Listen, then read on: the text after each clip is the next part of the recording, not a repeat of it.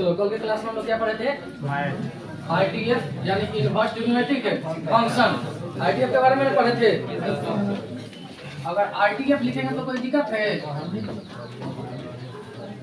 क्या पढ़ रहे हैं? आईटीएफ पढ़ रहे हैं। ITF inverse trigonometric function. Black से लिखिए। अच्छा ब्लैक से कर दे।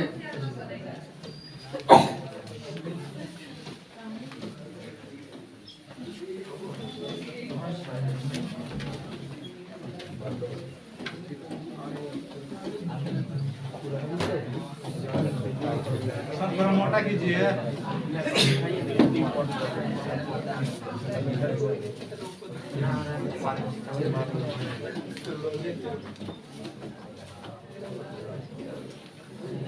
चलो इनवर्स ट्रिग्नोमेट्रिक फंक्शन पढ़े थे और जिसमें कल आप लोगों को बता चुके थे साइन इनवर्स x के बारे में। साइन इनवर्स x का पूरा कांसेप्ट क्लियर हो गया है ना? साइन इनवर्स x कैसा फंक्शन है? इंक्रीजिंग फंक्शन है। और साइन इनवर्स x कैसा फंक्शन है? ऑड फंक्शन है। ये तो क्लियर हो गया है ना? आज हम लोग जानेंगे किसके बारे में? कॉस इनवर्स x के बारे में जानेंगे।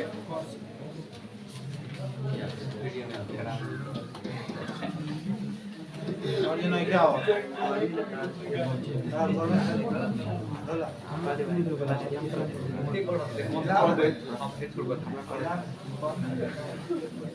कॉस इनवर्स x के बारे में हम लोग जानेंगे। तो देखिए कॉस इनवर्स x के बारे में जानने के पहले किसके बारे में जानेंगे हम लोग? कॉस x के बारे में। किसके बारे में जानेंगे? कॉस x के बारे में जानेंगे।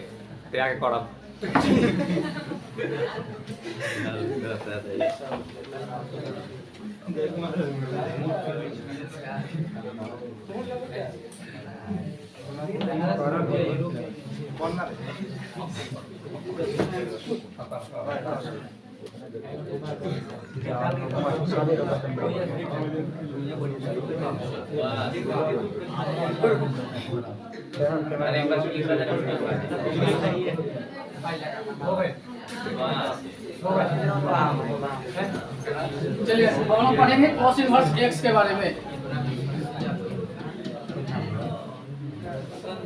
कॉस इनवर्स x के बारे में। तो कॉस इनवर्स x के बारे में जानने के पहले हम लोग किसके बारे में जानेंगे? कॉस x के बारे में जानेंगे। क्योंकि जब तक हम उसके डेफिनेशन को बदलेंगे नहीं तब तक उसका इनवर्स नहीं निकलेगा। क्यों? क्योंकि इनवर्स उसी का निकलता है जिसका क्या होता है? एक ही फलन होता है।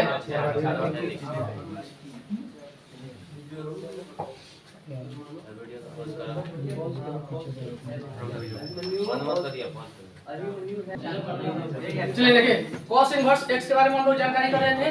तो cos इनवर्स x के बारे में जानकारी करने के पहले हम लोग किसके बारे में जानेंगे? cos x के बारे में जानेंगे। तो सबसे पहले हम लोग देखेंगे किसके बारे में? cos x का ग्राफ देखेंगे। cos x का क्या देखेंगे हम लोग? ग्राफ देखेंगे। ठीक है। तो cos x का ग्राफ देखने के लिए सबसे पहले हम लोग क्या करेंगे? एक ग्राफ खींचेंगे।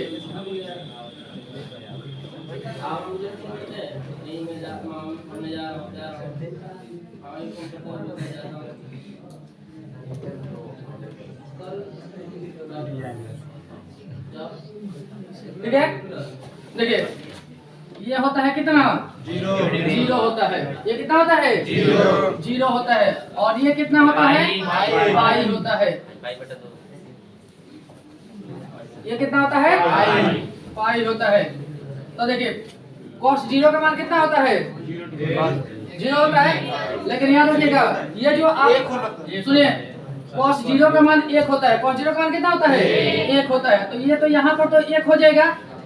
यानी ये कितना है हम लोग का? 1 है। और ये देखिए ये होता है कितना? -1। ये होता है -1। और -1 cos में किसका मान होता है? तो पाई का मान होता है। किसका मान होता है? पाई का मान होता है। यानी जो हम लोग का ये मान होगा यहाँ पर हम लोग को क्या आएगा? पाई आएगा। यहाँ पर क्या आएगा? पाई आएगा। देखिए उसमें हम लोग पढ़े थे साइन x में कि यहाँ पर पाई होता है और उसके बाद 2 पाई बताए थे। लेकिन cos में यहाँ पर देखो ये पाई होता है तो ये कितना होगा? उसका आधा होगा यानी पाई/2 होगा। कितना होगा? पाई/2 होगा।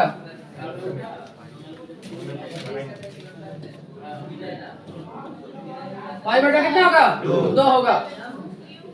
क्योंकि देखो ये 0 हो गया, ये पाई हो गया, तो इससे बीच से गुजर रहा है ना, तो जब ये बीच से गुजरेगा तो क्या बोलेंगे पाई बटा 2। ये कितना होगा, तो ये होगा 3 पाई बटा 2। ये कितना होगा 3 पाई बटा 2। तो हमको उससे कोई मतलब नहीं है, हमको इतना ही से मतलब है। ये बताओ ये कितना होगा तुम्हारा माइनस पाई बटा 2, और ये कितना होगा ये कितना होगा माइनस पाई। और आप लोग जानते हैं कि cos x का जो ग्राफ होता है वो किसके बीच में होता है, माइनस x से 1 के बीच में होता है ना। cos x का मान किसके किसके बीच में होता है, माइनस x से 1 के बीच में होता है। अच्छा एक बात बताओ, अगर ये जो है cos का जो मान है, अगर हम इसका एक क्षैतिज रेखा खींच दे, एक हॉरिजॉन्टल लाइन अगर खींचेंगे तो ये कितने बिंदुओं को काटेगा, बहुत सारे बिंदुओं को काटेगा। यहाँ पर भी काटेगा, यहाँ पर भी काटेगा, यहाँ पर भी काटेगा, यहाँ पर, यानी ये तो समझ लो कि क्या है, एक cos x का एक छोटा सा क्या लिए हैं, टुकड़ा लिए हैं। तो ये आपको 3-4 पॉइंट आपको दिखाई दे रहा है ना, कितने पॉइंट दिखाई दे रहे हैं, 3 से 4 पॉइंट दिखाई दे रहे हैं। तो ये कितना होगा, देखो एक पॉइंट का मतलब होता है कि अगर ये जहाँ यहाँ पर काटेगा तो जो जिसका मान होगा वही मान इसका भी होगा, वही मान इसका भी होगा, वही मान इसका भी होगा, और वही मान इसका भी होगा। यानी एक से अधिक का मान क्या आ रहा है, मान निकल रहा है, इसलिए वो क्या है, उसका प्रतिलोम निकल सकता है, नहीं निकल सकता है। तो प्रतिलोम निकालने के लिए क्या करेंगे, इसका हम क्या लेंगे, एक छोटा सा टुकड़ा लेंगे। क्या लेंगे, छोटा सा टुकड़ा लेंगे। तो हम क्या करते हैं कि देखो cos का जो ग्राफ होता है किसके किसके बीच में होता है, -1 से 1 के बीच में। तो अगर एक बात बताओ, अगर हम यहाँ से अगर हम इस टुकड़े को काट ले, अगर हम इस टुकड़े को काट लेते हैं, किस टुकड़े को, यानी -1 से इस 1 तक को काट लेकर, -1 से कितना तक, +1 तक, -1 से +1 तक अगर इस टुकड़े को क्या किया जाए, काट लिया जाए, और इसका हम ग्राफ बनाए तो क्या करेगा, या cos x का क्या बनेगा, इनवर्स बनेगा। क्या बनेगा, cos x का इनवर्स बनेगा। अब देखो बताया था कि cos x का जो इनवर्स होता है उसको हम लोग आर्क cos भी लिख सकते हैं ना, आर्क cos x भी लिख सकते हैं।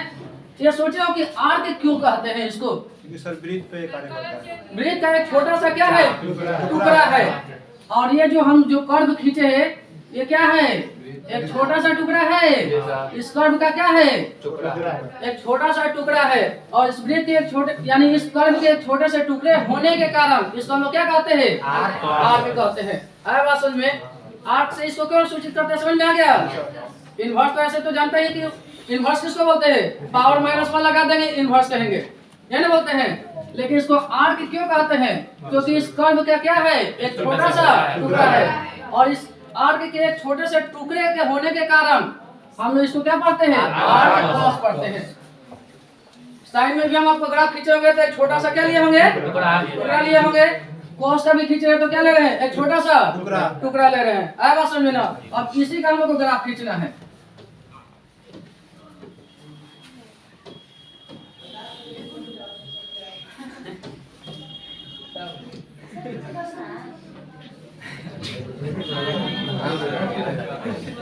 क्या हुआ है, कुछ हुआ है, बोलो।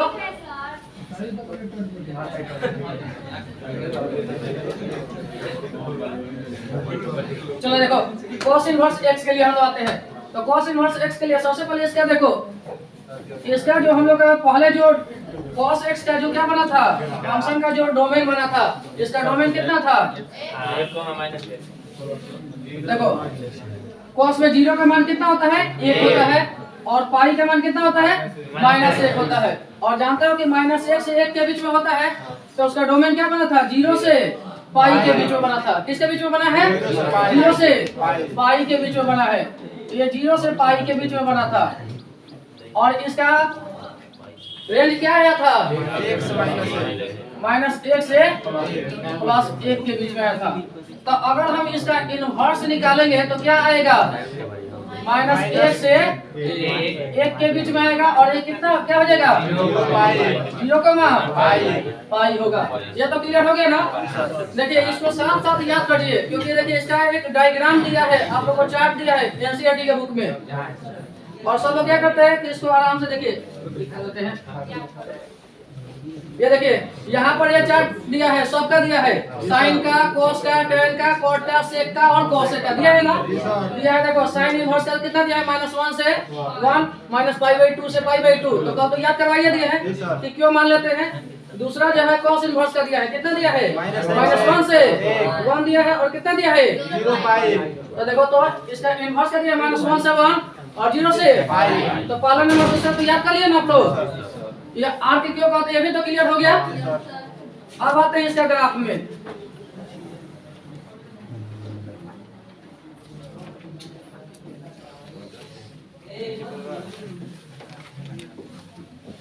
ये हो गया हम लोग का कितना 0। इसको ले लेते हैं -1 और ले लेते हैं कितना +1। ठीक है। अब देखो सबसे पहले इस और ऊपर हम ले लेते हैं कितना पाई और यहाँ पे ले लेते हैं कितना -π। ये नहीं होगा। अब सबसे पहले देखो इसका जब ये मान खींचे हैं तो 0 से कितना है +1 है। अच्छा इस बिंदु का मान बताओ, इस बिंदु को क्या कहेंगे 0 और इस बिंदु का मान बताओ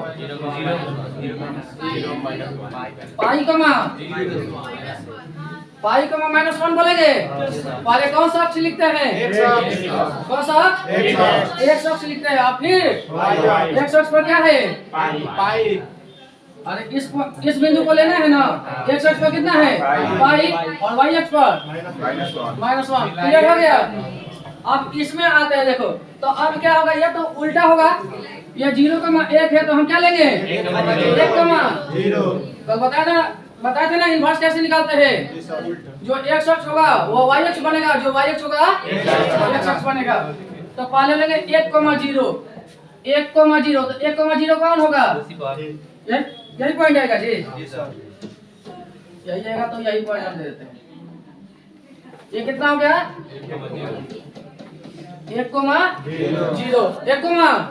1,0। अब दूसरा नंबर देखते हैं, ये क्या बनेगा -1,π। तो -1,π कहाँ जाएगा, यहाँ पर जाएगा। ये हो गया -1,π। रेड वाला नहीं दिखाई दे रहा है।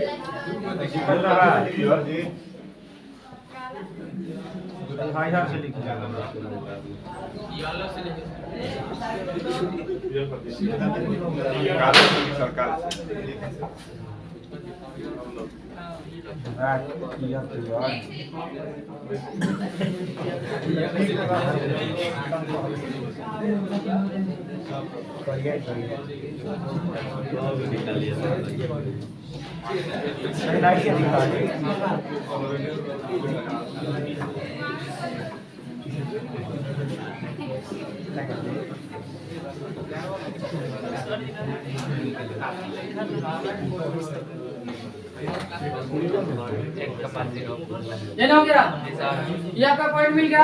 अब देखिए उसके बाद देखो यहाँ पे कौन सा पॉइंट है ये, इस पॉइंट का नाम क्या होगा π/2,0 लिख सकते हैं। इसको क्या लिखेंगे π/2,0। इस पॉइंट को हम लोग क्या लिख सकते हैं π/2,0 लिख सकते हैं ना। तो बताओ इसका इनवर्स क्या बनेगा 0,π/2। तो कहाँ पर आएगा, यहाँ पर आएगा। तो ये क्या हो गया π/2 हम यहाँ पर ले लेते हैं। तो इस बिंदु को क्या बोलेंगे 0 से π/2 बोलेंगे ना। अब इसका यही क्या होगा ग्राफ होगा। अब इस ग्राफ को क्या करते हैं मिला देते हैं। इस ग्राफ को क्या किए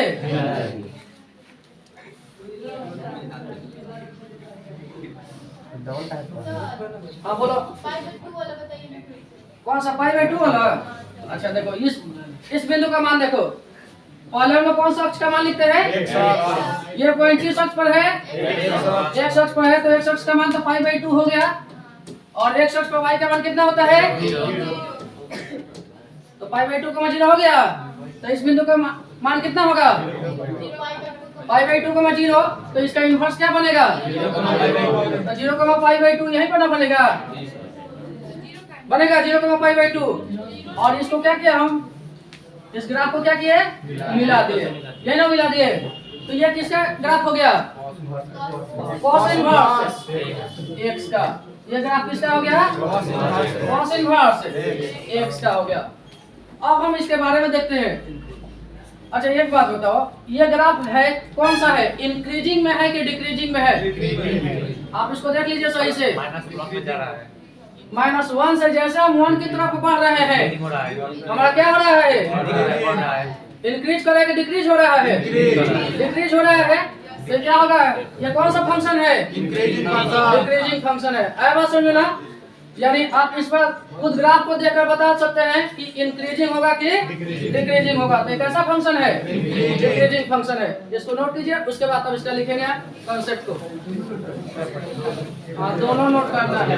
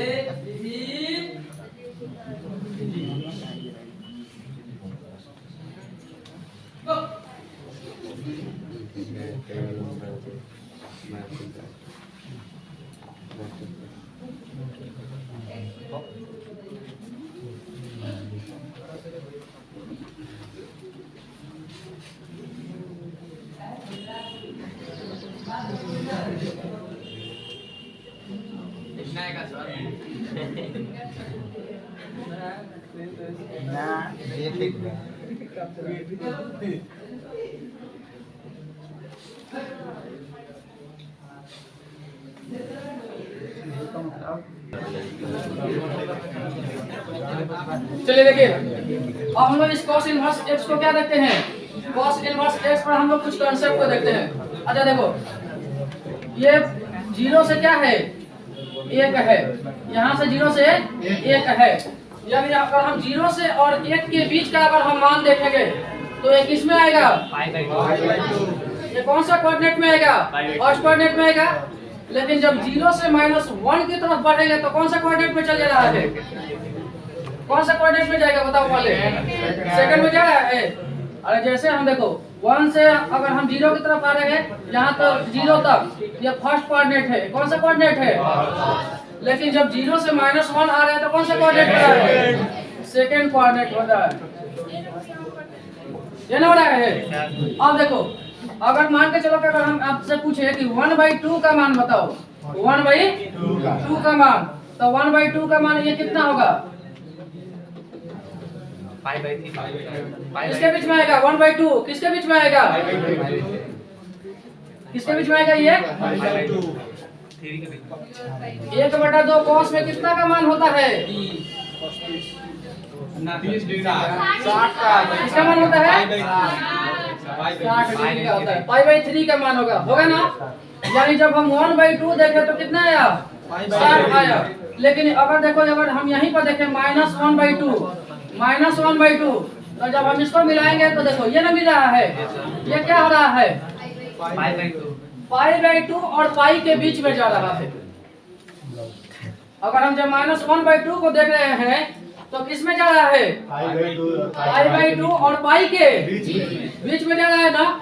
यानी अगर हम -1/2 का अगर मान पूछेंगे तो क्या 0 से π/2 के बीच में मान आएगा, नहीं आएगा। किसके बीच में आएगा, π/2 और पाई के बीच में आएगा, π/2 और किसके बीच में आएगा, पाई के बीच में आएगा। आया बात समझ में ना। तो चलिए सबसे पहले हम लोग लिखते हैं कि cos इनवर्स x कैसा फंक्शन है, cos inverse x is a decreasing function. अगर हिंदी में जानना है तो इसको कहते हैं ह्रासमान फलन। ठीक है। दूसरा नंबर कि अब इसका देखो, ये प्लस हो जा रहा है, ये कैसा, अगर मान के चलो कि इसमें अगर हम साइन का मान यानी इसके पॉजिटिव साइन को हम किसमें बदल दे, नेगेटिव साइन में, तो ये देखो ये कैसा फंक्शन होगा, ऑड होगा कि इवन होगा? तो ये नाइदर इवन नॉर ऑड होता है, यानी नहीं इवन फंक्शन है और नहीं ऑड फंक्शन है। अब इसी को समझाएंगे, यानी cos inverse x is neither even nor odd function. इसी को कोई कोई जब जितने मान के चलो कि जो तैयारी किया होगा तो इसको जानते क्या लिखता है, यहाँ से इसका n ले लेगा, इसका e ले लेगा, यहाँ n ले लेता है और यहाँ पर क्या ले लेता है o।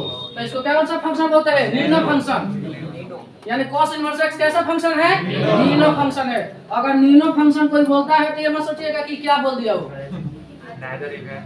Neither even nor odd बोला है। क्या बोला है? नाइदर इवन नॉर ऑड बोला है। आया बात समझे ना?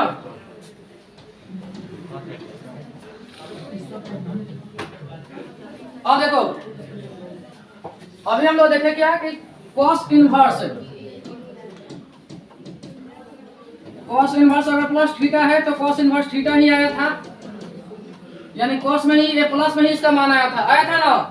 लेकिन जब इसका मान cos इनवर्स माइनस थीटा हो रहा है, cos इनवर्स माइनस थीटा आ रहा है, तो ये क्या हो रहा है? π/2 और पाई के बीच में आ रहा है, π/2 और पाई के बीच में आ रहा है ना। तो एक बात बताओ, अगर यहाँ से यहाँ तक पूरा मान कितना है? मान के चलो कि ये 5 सेंटीमीटर का है और यहाँ से यहाँ तक ये 2 सेंटीमीटर का है, तो इसका मान कितना आएगा? 3 सेंटीमीटर आएगा ना। कैसे बताए? क्या किया कि 5 ये जितना ये टोटल पूरा है, पूरा ये टोटल कितना है? 5 तक है। 5 में से 2 को क्या किए हो? घटा दिए हो। तो बताओ, जब π/2 और पाई के बीच का जब तुमको मान निकालना होगा तो किसमें से घटाओगे? π/2 से घटाओगे कि पाई से घटाओगे? किससे घटाओगे? पाई से। तो इसलिए cos इनवर्स थीटा का जब भी माइनस थीटा का मान निकालना होता है तो किसमें से घटाते हैं? Pi minus cos inverse theta से घटाते हैं। आया बात समझ में? यानी cos इनवर्स माइनस थीटा बराबर pi minus cos inverse theta क्या होता है? क्योंकि इसका जब हम ग्राफ देखते हैं तो माइनस किसको दर्शाता है? π/2 और पाई के बीच के मान को दर्शाता है, और π/2 से पाई के बीच के मान को निकालने के लिए हम लोग किससे घटाएंगे? पाई से घटाएंगे। आया बात समझे ना?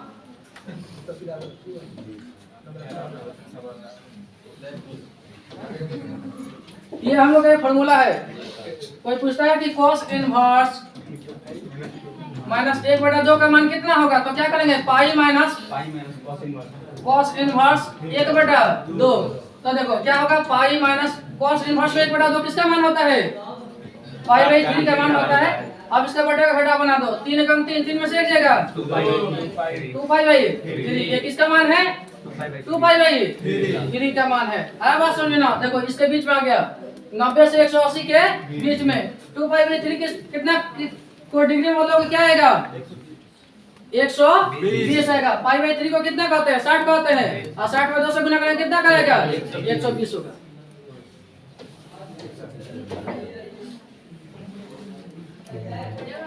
चलिए नोट करेंगे। अब तो समझ में आ गया ना कि पाई से क्यों घटाएंगे। अगर आपसे कोई पूछे कि पाई से क्यों घटाते हैं तो क्या बताइएगा? क्योंकि इसका जो ग्राफ होता है माइनस में π/2 और पाई के बीच के मान को क्या करता है? दर्शाता है, इसलिए उसको पाई से क्या करते हैं? घटाते हैं।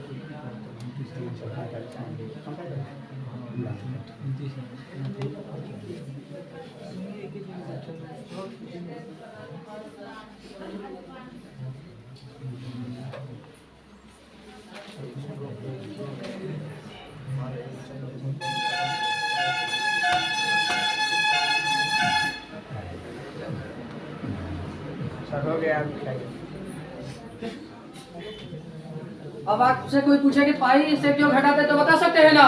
क्या बताइएगा कि कॉस में माइनस यानी निगेटिव का मान पाई/2 और पाई के बीच में मान आता है, और मान आने का कारण क्या करते हैं? पाई से घटाते हैं। आप उसको क्या करना है, ऐसा सिंबल पकड़ के दर्शा के बता देना एग्जाम्पल में।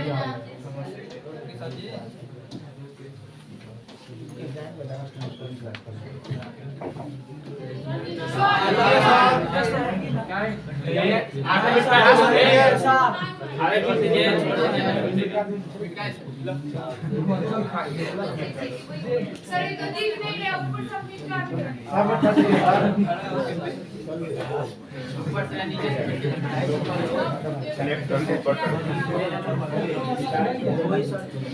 चलो जल्दी नोट करो इसको।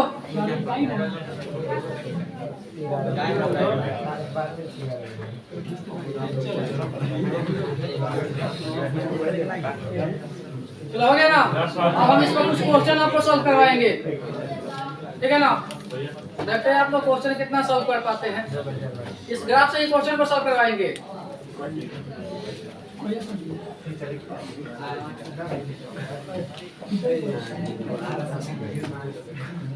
बिठा दे इसको।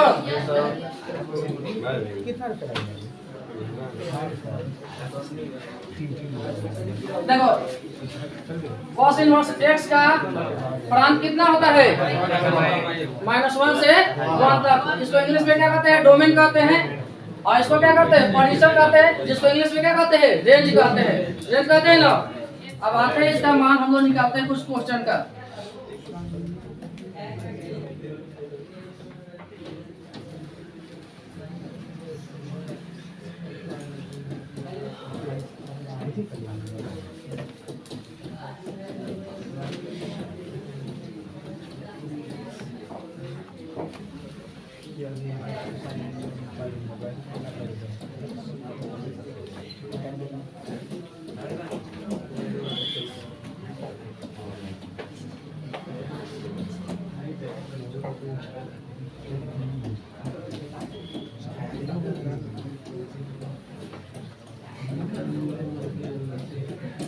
देखिए क्वेश्चन है, यदि fx बराबर sin inverse x, sin inverse x minus 3 एक फलन हो तो उसका प्रांत क्या होगा? यानी इसका क्या निकालना है हमको? प्रांत निकालना है।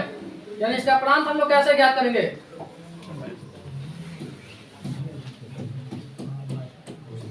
तो फंक्शन ऑफ x बराबर क्या दिया है?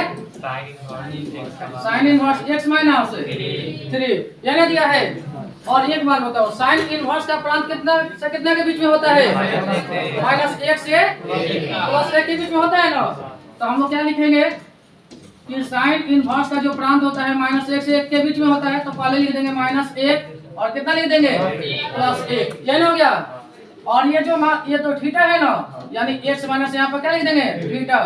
तो देखो ये -1 से क्या होगा? ये बड़ा होगा। -1 से क्या होगा? और 1 से क्या होगा? छोटा होगा या उसके बराबर होगा। यही ना होगा। तो अब देखो, अगर ये -3 है, -3 को जब हम पक्षांतर करते हैं, पक्षांतर समझते हैं ना? पक्षांतर नहीं समझते हैं? अच्छा ये आप लोग पढ़े हैं ना, x + 2 = 3। तो x बराबर क्या बोलते हैं? 3 - 2 = आप अभी क्या किए थे? पक्षांतर किए थे। यानी इस मान को उठाकर उधर भेज देना, ठीक है ना? यानी यहाँ से उठाकर ससुरा भेज देना है ना। समझो, इसी को बोलते हैं पक्षांतर। याद रखना पक्षांतर क्या बोलते हैं। तो बिहार बोर्ड का नाम हंसवा देगा कि इंग्लिश में लिख रहे हैं तो दिक्कतें है, हिंदी बोले तब तुम लोग को दिक्कत है। पक्षांतर का मतलब क्या होता है कि यानी उसके चिन्ह में परिवर्तन करते हैं। तो बताओ, अगर ये -3 को अगर हम इधर भेजेंगे तो +3 होगा, और -3 को उधर भेजेंगे तो +3 होगा। हो गया ना? अरे पहले एक बार इसको हल करो, एक बार इसको हल करो, 2 बार नहीं इसको हल करोगे तो -3 उधर जाएगा तो क्या होगा? +3। और ये -3 उधर जाएगा तभी क्या होगा? +3। तो बताओ x का मान तुम्हारा क्या मिलेगा? अगर -3 को अगर 1 मिला पर जोड़ोगे तो कितना होगा? प्लस में 2 मिलेगा। प्लस में कितना मिलेगा? 2 मिलेगा। और -3 को 1 में जोड़ोगे तो कितना मिलेगा? 4 मिलेगा। यही तुम्हारा क्या हो गया? प्रांत हो गया। आया बात समझ में? ये क्या हो गया इसका? प्रांत हो गया। क्लियर? और ये ऑब्जेक्टिव में क्वेश्चन पूछता है, खाली आंसर मत याद कर लीजिएगा, कैसे निकाल लेते हैं। हाँ बोलो, कुछ कर रहे बोलो। इसको अच्छा इसको समझा देते हैं। चलिए देखिए, पहले हम -1 ले लिए, less than equal to x - 3 ले लिए, ठीक है। अब क्या करना है, यहाँ से x का मान निकाला है, x का मान निकाला है ना।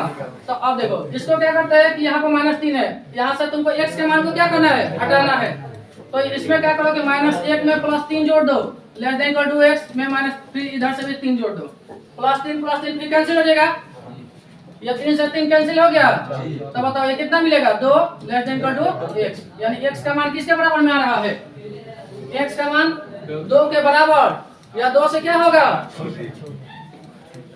2 से छोटा होगा कि बड़ा होगा। x का मान 2 के बराबर, 2 से बड़ा या छोटा, क्या होगा, x की तरफ कौन का मुंह खुला है, 2 का खुला है। तो जब 2 का मुंह खुला है तो बड़ा बोलेंगे छोटा बोलेंगे। हाँ, तो x का मान जो आएगा वो 2 के बराबर आएगा या 2 से बड़ा आएगा। तो ये किसके बीच में आएगा, यानी 2 के बराबर या 2 से बड़ा, यानी 2 से 4 के बीच में। तो क्या आ सकता है आपका, 2 आ सकता है, 3 आ सकता है, 4 आ सकता है। फिर वैसा ही इसका भी मान देख लो, x - 3 less than equal to कितना, 1। तो इसमें भी हम +3 जोड़ देते हैं, उसमें भी +3 जोड़ देते हैं। तो x - 3 + 3 less than equal to 1 plus कितना, 3। तो देखो 3 से 3 cancel, x less than equal to 4, यानी x का मान 4 के बराबर या 4 से छोटा। 50 से छोटा क्या आएगा, बीच में दुबड़ा यही ना आया, यही ना आया। तो इसलिए हम क्या बोलते हैं कि इसका प्रांत किसके बीच में आएगा, 2 से 4 के बीच में आएगा। आया बात समझे, इसका प्रांत किसके बीच में आएगा, 2 से 4 के बीच में आएगा। आया बात समझे।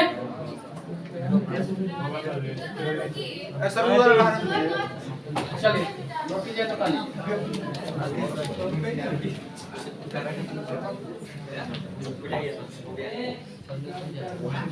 तो देखिए ऑब्जेक्टिव में आपका क्वेश्चन पूछता है ऐसे, पूछेगा कि यदि f(x) sin इनवर्स x - 3 एक फलन हो तो इसका प्रांत निम्नलिखित में से कौन सा होगा, और 4 को ऑप्शन दे देगा। तो जानते क्या होता है, ये तो किताब में तो है नहीं पढ़ना, आप एनसीईआरटी बुक में नहीं है, लेकिन इसका क्या होता है कॉन्सेप्ट पर। अगर देखो एनसीईआरटी बुक क्या कहता है कि अगर साइन इनवर्स पढ़ना है तो उसके साइन इनवर्स को पढ़ना ही है, उसके पूरे खानदान को पढ़ जाना है, ठीक है ना। इसलिए पूरा आपको पढ़ना है, प्रांत परिसर पढ़ना है तो प्रांत और परिसर निकालने का तरीका भी सीखना होगा आपको।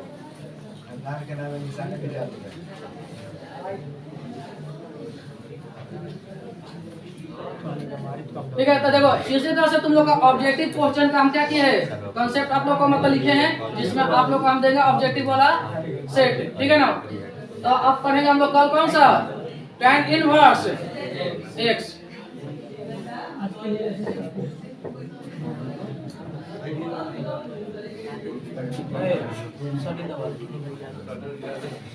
Yo,